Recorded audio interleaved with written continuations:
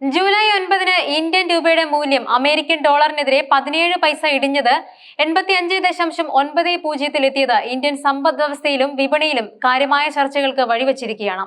ആഭ്യന്തര ഓഹരി വിപണികളിലെ മാന്ദ്യമാണ് ഈ ഇടിവിന് പ്രധാന കാരണമായി ചൂണ്ടിക്കാണിക്കപ്പെടുന്നതെങ്കിലും ആഗോള അസംസ്കൃത എണ്ണവിലയിലെ ചാഞ്ചാട്ടം, അന്താരാഷ്ട്ര വ്യാപാര ബന്ധങ്ങൾ, ഡോളറിന്റെ ശക്തി തുടങ്ങിയ നിരവധി ഘടകങ്ങൾ രൂപയുടെ മൂല്യത്തെ സ്വാധീനിക്കുന്നുണ്ട്. ഈ വിഷയം കൂടുതൽ വിശദമായി പരിശോധിക്കുമ്പോൾ രൂപയുടെ മൂല്യമിടിവിന് പിന്നിലെ സങ്കീർണമായ കാരണങ്ങളും അവയുടെ ദൂരവ്യാപകമായ പ്രത്യാഘാതങ്ങളും വ്യക്തമാകും. ആഭ്യന്തര ഓഹരി വിപണിയിലെ മാന്ദ്യം. ജൂലൈ 9 ഇന്ത്യൻ ഓഹരി വിപണിയിൽ പ്രകടമായ മാന്ദ്യം രൂപയുടെ മൂല്യമിടിവിന് പ്രധാന കാരണങ്ങളിലൊന്നാണ്. രാവിലെ സെൻസെക്സ് 170.42 പോയിന്റ് ഇടിഞ്ഞ് 83,542.09-ലും നിഫ്റ്റി 44.35 പോയിന്റ് ഇടിഞ്ഞ് 25,478.15-ലും എത്തി. ഓഹരി വിപണിയിലെ ഇടിവ് സാധാരണയായി വിദേശ നിക്ഷേപകരെ ഇന്ത്യൻ വിപണിയിൽ നിന്നും പിന്മാറാൻ പ്രേരിപ്പിക്കാറുണ്ട്. വിദേശ പോർട്ട്ഫോളിയോ നിക്ഷേപകർ അവരുടെ ഓഹരികൾ വിറ്റഴിച്ച് ഡോളറിലേക്ക് മാറുന്നത് രൂപയുടെ ഡിമാൻഡ് കുറയ്ക്കുകയും മൂല്യമിടിയാൻ കാരണമാവുകയും ചെയ്യും.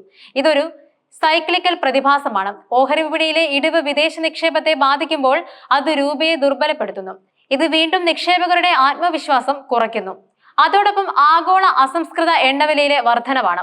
ആഗോള അസംസ്കൃത എണ്ണവിലയിലെ ചാഞ്ചാട്ടം ഇന്ത്യൻ രൂപയുടെ മൂല്യത്തെ നേരിട്ട് ബാധിക്കുന്ന ഒരു പ്രധാന ഘടകമാണ്.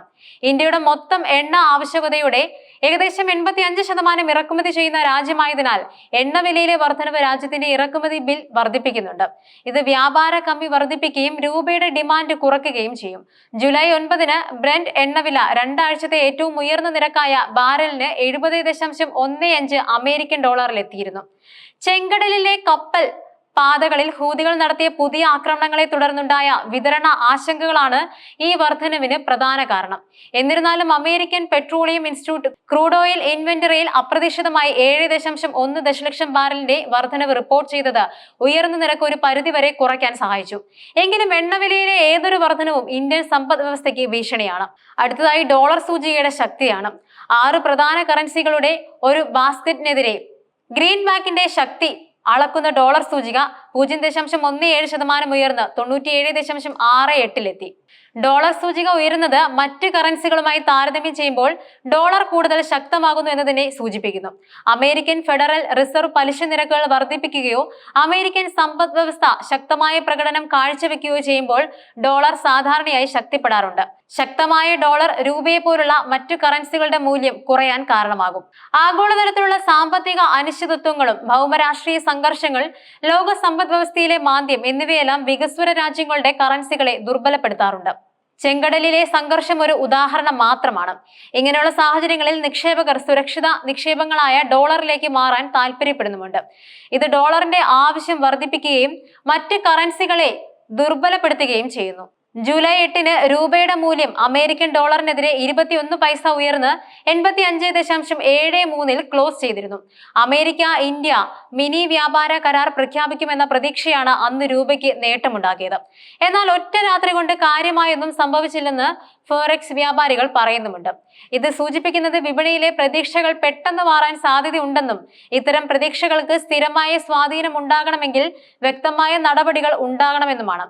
ഫിൻഡെക്സ് ട്രഷറി അഡ്വൈസേഴ്സ് LLPയുടെ ട്രഷറി മേധാവിയും എക്സിക്യൂട്ടീവ് ഡയറക്ടറുമായ അനിൽകുമാർ ബിൻസാലി പറഞ്ഞത്, നിലവിലെ സാഹചര്യത്തിൽ കറൻസി 85.50 മുതൽ 86.00 പരിധിയിൽ വ്യാപാരം നടത്താനാണ് സാധ്യതയെന്നാണ്. ഇത് രൂപയുടെ മൂല്യത്തിൽ ഒരുതരം സ്ഥിരത പ്രതീക്ഷിക്കുന്നുണ്ടെങ്കിലും ആഗോള ഘടകങ്ങളെ ആശ്രയിച്ചിരിക്കും ഇത്. അതോടൊപ്പം ഇറക്കുമതി ചെലവ് വർദ്ധിക്കുന്നു എന്നതാണ് ഇതിലെ ഏറ്റവും വലിയ പ്രത്യാഘാതം. രൂപയുടെ മൂല്യം ഇടിയുമ്പോൾ ഇറക്കുമതി ചെയ്യുന്ന എല്ലാ വസ്തുക്കൾക്കും കൂടുതൽ രൂപ നൽകേണ്ടി വരും. ഇത് സാധാരണക്കാരെ സംബന്ധിച്ചിടത്തോളം സാധനങ്ങളുടെ വില വർദ്ധിക്കുന്നതിന് കാരണമാകും. പ്രത്യേകിച്ചും ഇന്ത്യയെ പോലെ എണ്ണയെയും മറ്റ് അസംസ്കൃത വസ്തുക്കളെയും ഇറക്കുമതിക്കായി ആശ്രയിക്കുന്ന രാജ്യങ്ങൾക്ക് ഇത് വലിയ സാമ്പത്തിക ഭാരമാണ്.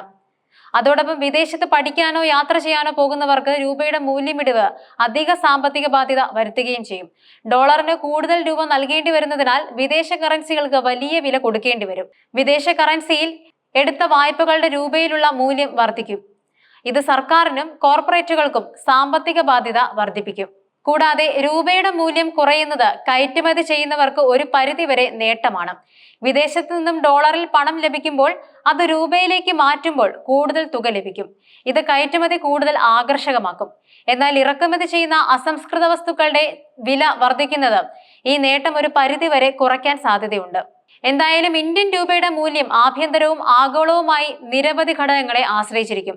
ആഗോള എണ്ണവിലയിലെ സ്ഥിരത, അമേരിക്കൻ സമ്പദ് വ്യവസ്ഥയുടെ പ്രകടനം, ആഗോള സാമ്പത്തിക നയങ്ങൾ, ഭൗമരാഷ്ട്രീയ സാഹചര്യങ്ങൾ എന്നിവയെല്ലാം രൂപയുടെ ഭാവിഗതിയെ നിർണയിക്കുന്ന പ്രധാന ഘടകങ്ങളാണ്.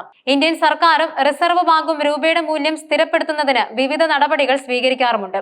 ഇതിൽ വിദേശ നാണ്യ കരുതൽ ശേഖരം ഉപയോഗിക്കുന്നതും പലിശ നിരക്കുകളിൽ മാറ്റം വരുത്തുന്നതും വിദേശ നിക്ഷേപം ആകർഷിക്കാനുള്ള നയങ്ങൾ രൂപീകരിക്കുന്നത് എന്നിവയെല്ലാം ഉൾപ്പെടാം.